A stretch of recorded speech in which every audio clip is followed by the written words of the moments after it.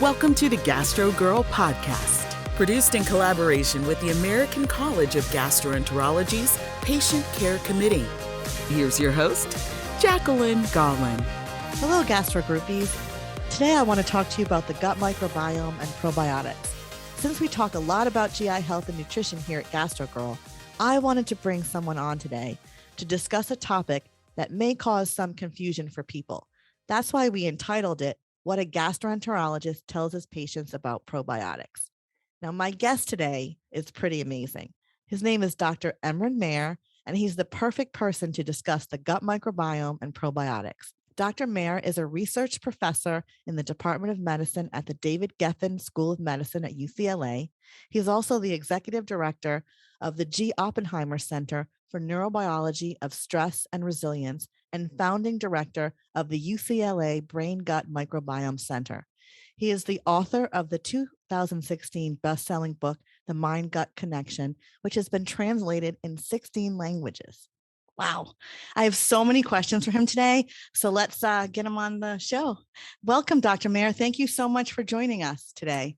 Thanks, Jackie. It's a pleasure to be on your show. So first of all, Dr. Mayer, you are a pioneer in the science and practice of the gut-brain microbiome and the interactions between them. And you've published close to, God, how did you get all this done? 400 scientific papers and co-edited 3 scientific books. Let's start with, what is the gut microbiome and what does that mean? So the gut microbiome, this ending with "ome," has become a popular term for many things, like the connectome in the brain, the gut connectome, the genome. So every time we have multiple cells, multiple elements interacting with each other, we refer to this as an ome, so microbes interacting with each other. So for the microbiome, it refers both to who is there, which organisms are there, which species are there, and also what functions do they have, what genes do they have, and what functions do these genes encode. So it's both the composition and also the function. And it refers to, as is now well known, to some 40 trillion microorganisms, thousands of species, strains. So the further you go down in the classification, the larger the numbers get. The genes, get into the millions. And these are all throughout our digestive tract, correct? There are throughout the digestive tract, really starting in the oral cavity. There's an oral microbiome. Yeah.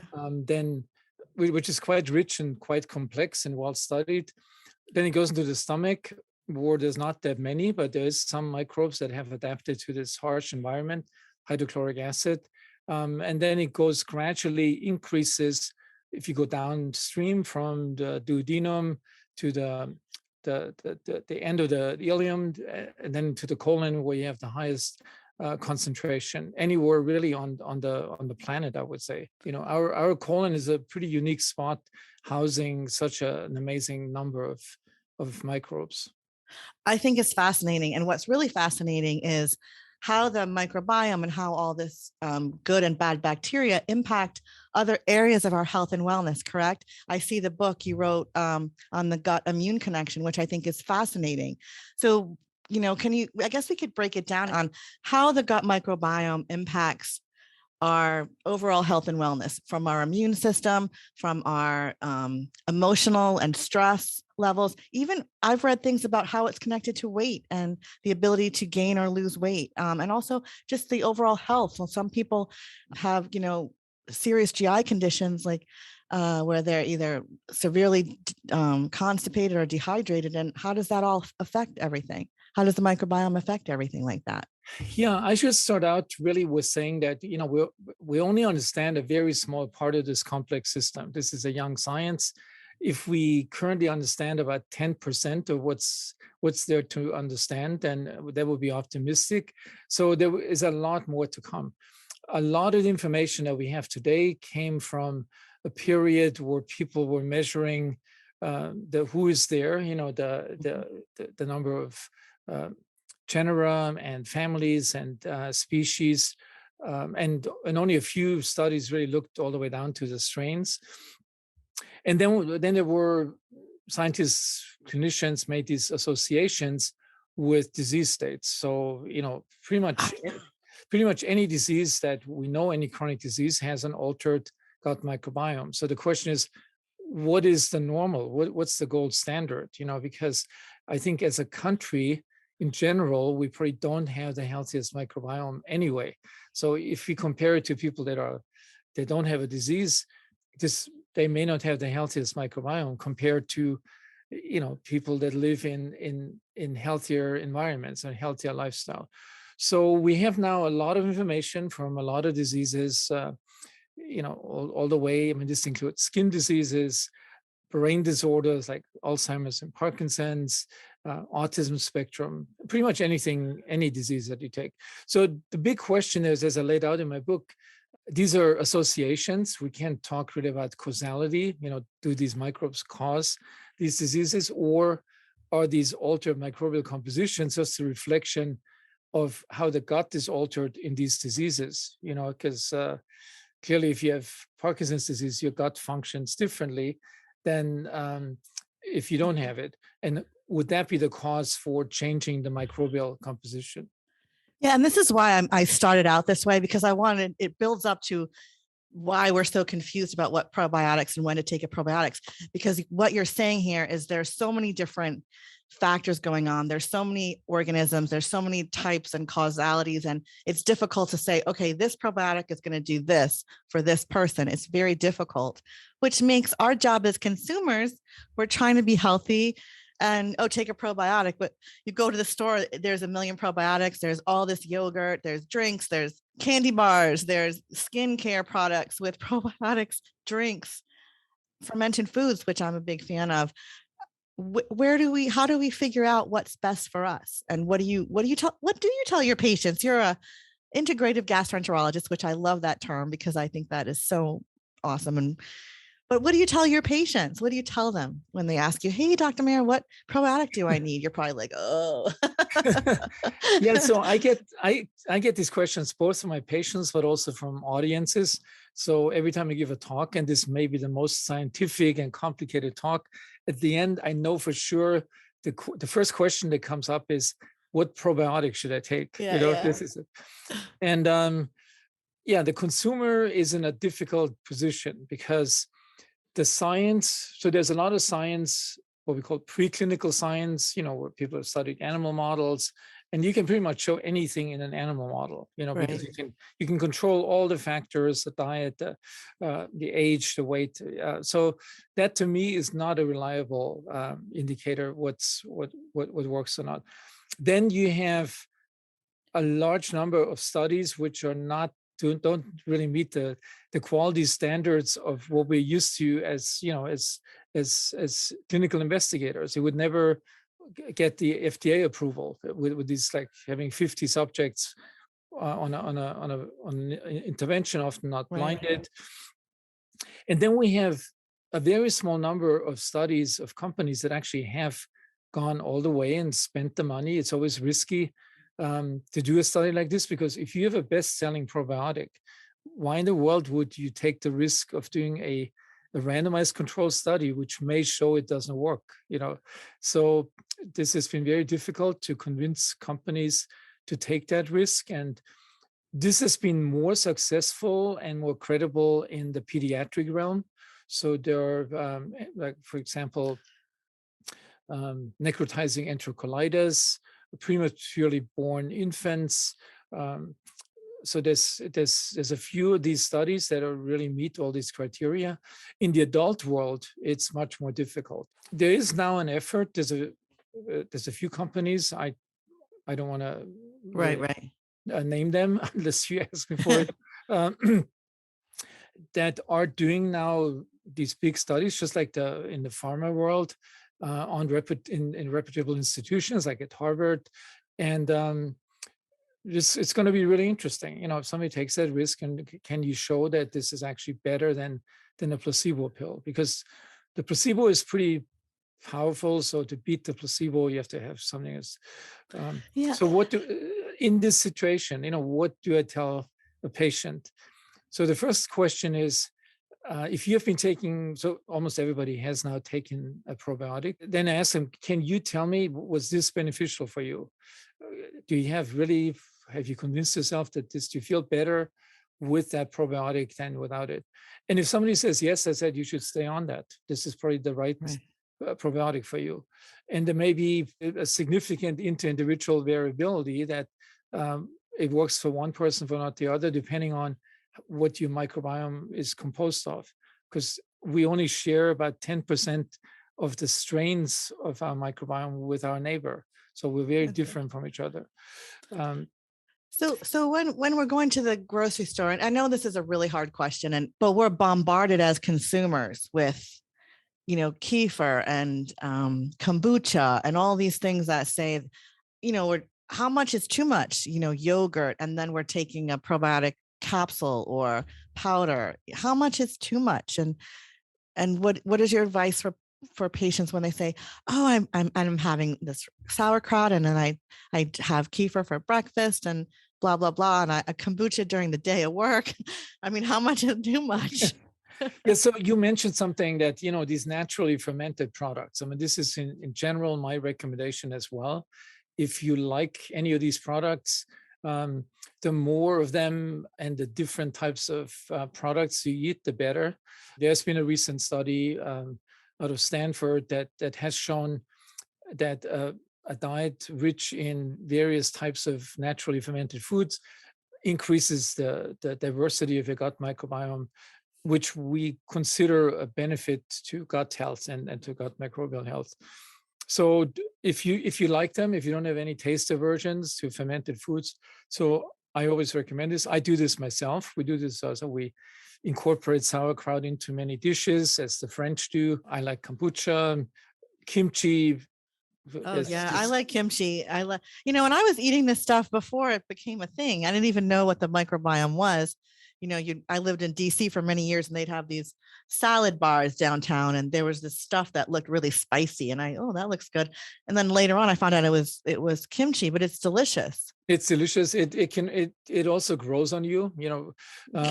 I still remember the time I had a Korean student working with me, and we once went to a traditional Korean restaurant, and he ordered a main dish, and then it came with 30 little dishes of fermented food products, from fermented fish, vegetable. Oh, nice. And that's amazing. Each one has a different flavor. Each one probably has a different combination of microbes in it. So that's kind of the ultimate. Now, I don't know if that is conducive to the health of the Koreans that eat that food, so it's. Well, yeah. Unfortunately, there's no good study. That's my question. I was gonna ask you, are there good studies comparing, from a geographic location or country or ethnicity based on what they eat? Are the microbiomes different? The only thing that we know is that this kind of traditional diet is more popular in the countryside, in small towns, in families. When people move to to Seoul, they adopt the Western lifestyle. They go to the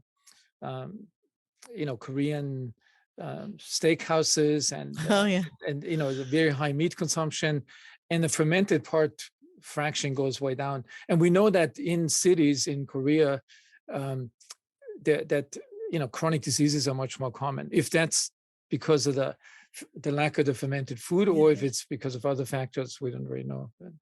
So you're giving me an idea. I almost have to retitle the podcast. It's almost like, instead of what probiotic should we take, it's a better question to ask, what can I do to make my microbiome the healthiest I can make it? Like, what can I do to improve my gut microbiome? Like, if I'm feeling bloated, or not necessarily me, but just anybody, or maybe I have, problems with my bowel movements, or I'm just don't feel right. What can I do to boost my good my good gut bacteria, my good gut bugs? Yeah, I mean, I'm going to come back to something later, after answering your question about the definition of the probiotics, because that's an important part when we talk about naturally fermented foods, which are not necessarily considered probiotics, because there's a definition. Yeah. So they're microbes, foods with enriched microbes. So what can you do? As I mentioned, in this study from Stanford, where they found that there is a beneficial effect of being on a very naturally fermented food diet, that your gut microbial diversity and richness increases. So richness means how many of each of these different microbes are there. Diversity, how many different types are there. And we can assume, like any ecosystem, the greater diversity and richness, the healthier it is. And the healthier the interaction is between the microbes and the host, meaning our gut. So that's one thing. Clearly, the other one is plant-based foods. Anything, fruits, vegetables, nuts, seeds, is definitely something that should be, you should consume the highest proportion of these, as opposed to animal products. And the reason for that is actually quite simple. I mean, there's two major ingredients. There's a lot more in plants than that, but there's two major ingredients that play a role for gut microbial health. And one is the fiber content. So these complex carbohydrates that need the microbes to break them down into smaller portions. And the one that has gotten the most attention, the one breakdown product, are these short chain fatty acids, the anti-inflammatory substances, kind of ubiquitous. It's almost like the aspirin. So you could almost consider your good microbes being your aspirin factory that you carry around with you in your gut. That constantly, whenever there's a possibility for an increase in immune system activation, these short chain fatty acids will put it down. And so having a diet rich in these products that are essential for creating the short chain fatty acids is really important. The other types of molecules that are in a plant's diet are these polyphenol molecules. Poly means phenol. Phenols are chemical structures. Poly means there's multiple put together. So it's a very big molecule that's just like the fiber, cannot be absorbed in your small intestine. It goes down into your large intestine. The microbes break it down into smaller components, which are then absorbed. And these smaller components are being studied intensively now, because many of them do have antioxidant effects, have anti-inflammatory effects, and have other beneficial effects on your general health. So after absorption, they get to every organ in your body. They don't stay in the gut. So just, having more of the plant-based product foods, natural foods, we're not talking about hydrolyzed, all that like fake stuff. We're talking about nuts and seeds and fruits and vegetables, and it's not in their natural state, correct? Yeah, and to give you one example. So you may think, two examples. One, so blueberries are, for example, known to be rich in, in flavonoids that give them both the color and the flavor. And so not all blueberries are the same. If they're grown and chemically fertilized, like in the form of industrial agriculture, they may not have any of those molecules.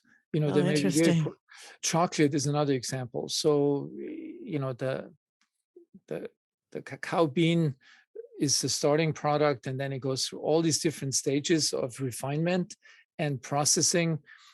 It's very rich when it's picked from the tree, from the cacao tree. By the time it's turned into delicious, Swiss or Belgian chocolate, the content of these flavonoids is zero.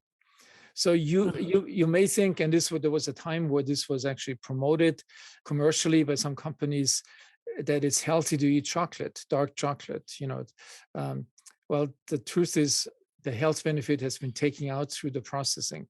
So it's very important if with this plant-based food, particularly, the fibers are not being destroyed by modern agriculture. They're more destroyed by cooking or taking out the fiber, like going from brown rice to white rice, or the potatoes. The sweet potato has a lot of fiber. The French fried potato doesn't have any anymore. So the food industry has taken out a lot of the health promoting molecules, um, some of which is known to the consumer. But a lot of it, if you ask somebody who goes to a whole food market and buys all these healthy berries and fruits and thinks they're doing something automatically good for their health, um, you should know there could be a huge variation in the content of these health promoting molecules in plant-based food. So what do we do? Or like, what do we do? What do we do, Dr. Mayer? Because we're in a conundrum here. It's a big conundrum. You have on the one side, you have the marketing campaigns of companies or of websites that promote something, and that's not necessarily based on the science. And then there's the emerging science. There's a whole field now, for example, this regenerative organic agriculture movement, where it's not just, you don't just want to prevent spraying of glyphosate on the plants, but you also want to make sure these fruits and vegetables are not grown just with chemical fertilizer, but in a regenerative soil. It's rich in microbes, and the microbes in the soil stimulating the plants to produce these molecules. So and I don't know if this is a bi-coastal phenomenon, that there's a growing awareness that true organic, and particularly regenerative organic, are really important. It's not just some fad. It's so if you definitely become a vegetarian, but also if you adhere to a Mediterranean type diet, then it's particularly important to pay attention to how these products are grown. And when you buy other things, you always should make sure you don't take, even though it may taste better, your taste preference has been conditioned. You may love the French fries, you may love the white rice, but it's not the healthiest version of that, plant or product. It's interesting. And I think that's why most people want to be healthy and live a healthy lifestyle. And we think we know how to do that.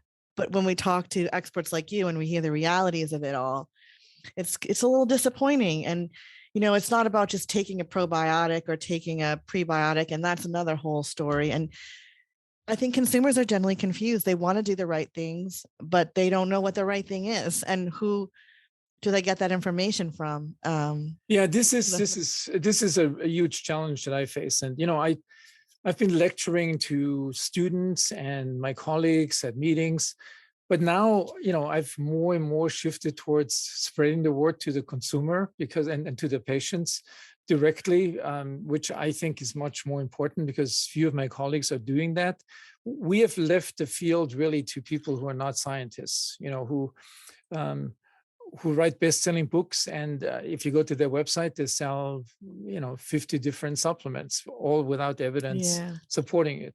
So I think unfortunately we're in a world now where on the one side the science is extremely exciting for scientists, but the translation into changing lifestyles and informing patients has not really happened effectively. Rather, what's happened that non-scientists pick up bits and pieces of publications, and they're not scientists to being able to evaluate this. And then they create their own story around it, and then they market this for their own benefits. And so, the consumer is sort of really, left behind. You can go to some simple recommendations, which unfortunately not everybody can follow. So if you grow your own vegetables and fruits, obviously, you can do all these things that we know are important. You natural fertilizer. If you live in a city with a farmer's market that comes twice a week, you can do this, particularly if you had a chance to visit a particular producer that sells at this farmer's market and can convince yourself they're really organic, or, which is not always the case. But the majority of people in the US can't do that, unfortunately.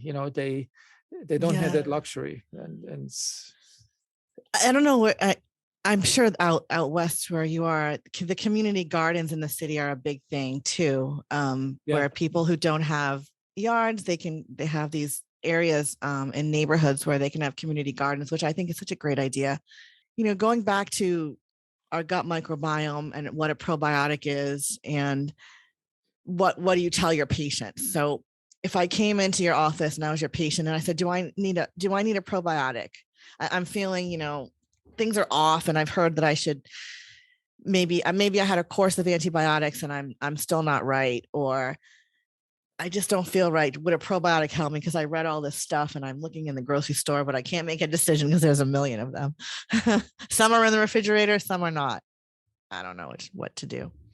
So my recommendation is, if you're on an unhealthy diet, don't waste your money, buying probiotics or any other supplements. I love it. I love that. That is just such practical advice. So get it together, folks.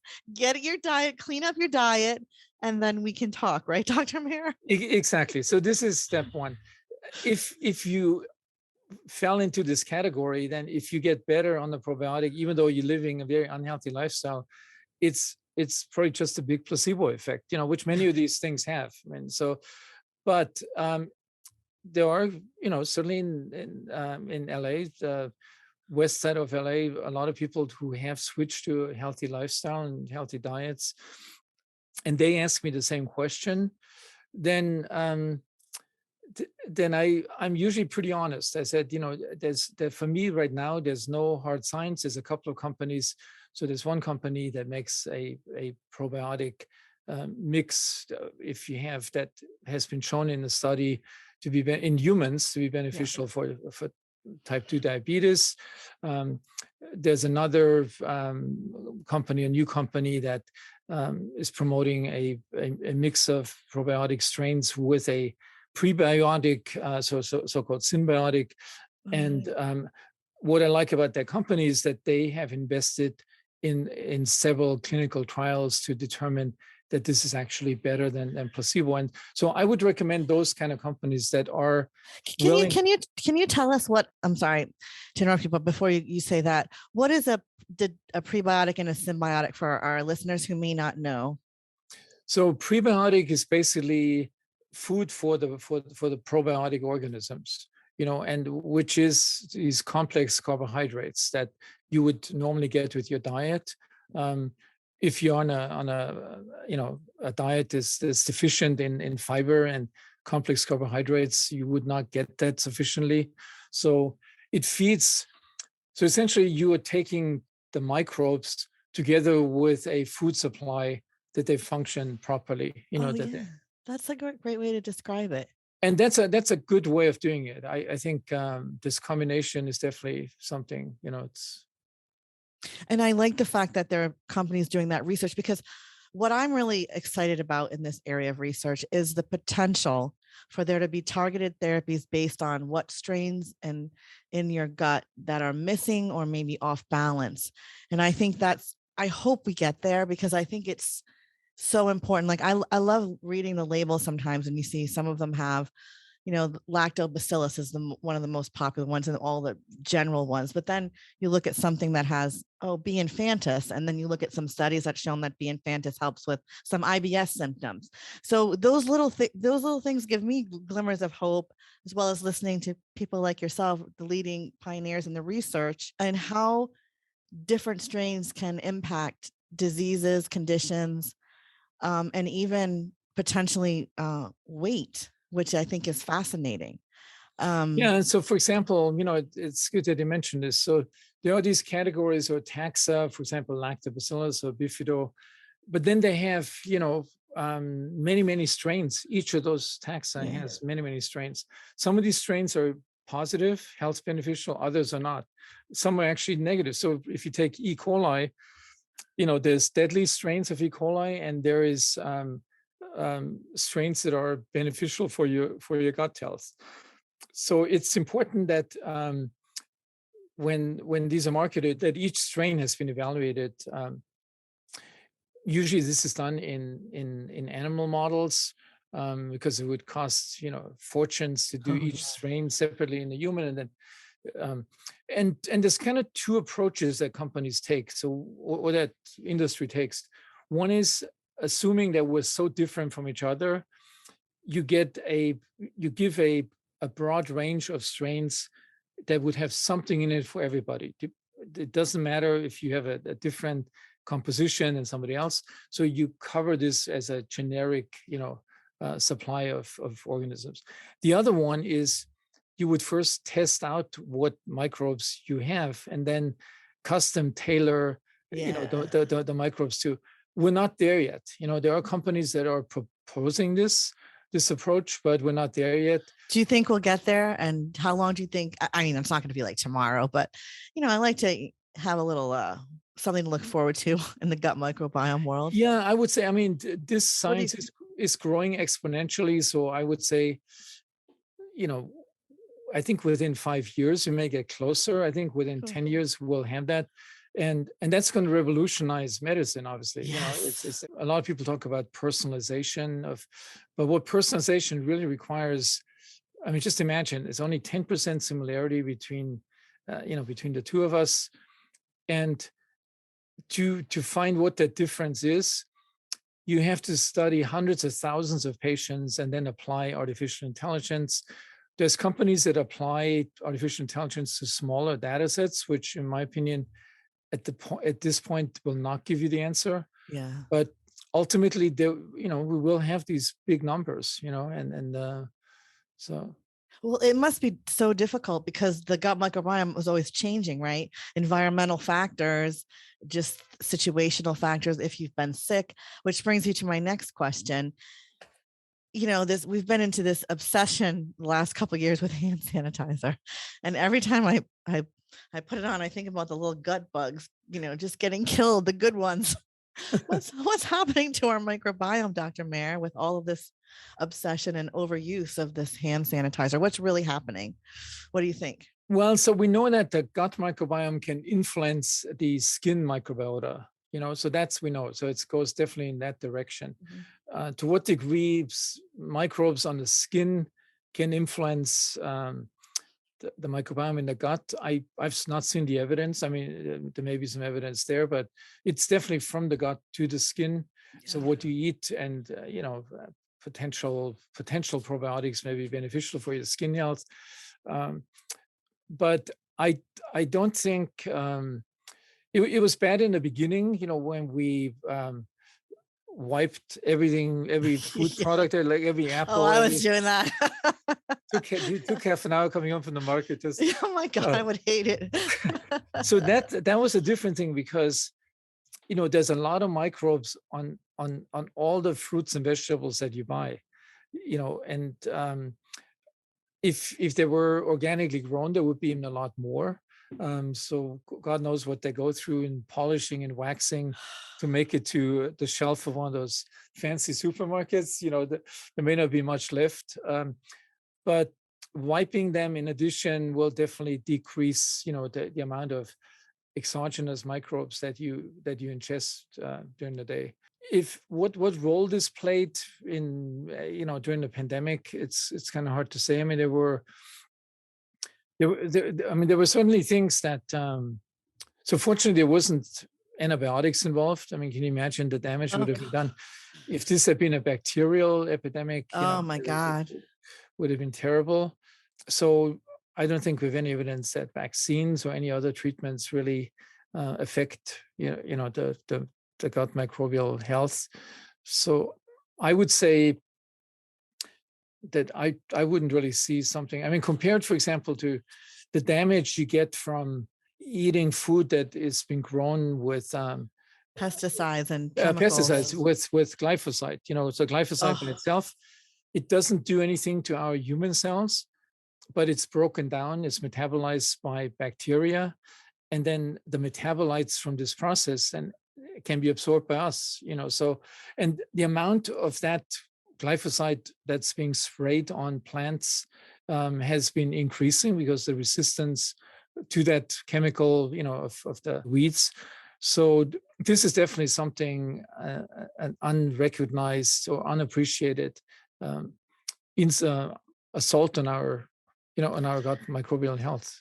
Yeah, this is such a great conversation. And I think, when we go back to the main thing, what do you tell your patients? The takeaways, I think really are kind of getting back to basics, getting back to probably eating as clean as we can and doing the best we can with what we have access to.